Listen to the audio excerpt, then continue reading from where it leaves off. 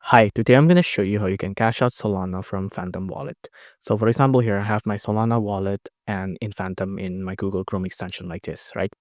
Now you can see if I go through any of the Solana options here, there's no options to sell it directly into money, right? The closest thing we have is USDC, but that's not exactly what you're looking for. So the thing we have to do is that we have to transfer our Solana to an exchange where it supports a PayPal transfer out or something similar like that, just to make it tangible, right? And my most well-known exchange, or the most well-known exchange that can do this, is called Coinbase, right? So you'll have to make a wallet here, and then you'll have to transfer your Solana into there.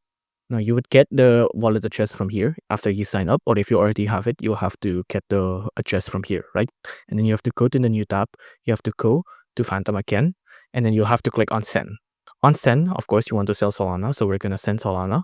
Now we just have to enter in the address here, and then we have to enter in the amount of Solana here, and then we just click on next to send that Solana into our wallet exchange.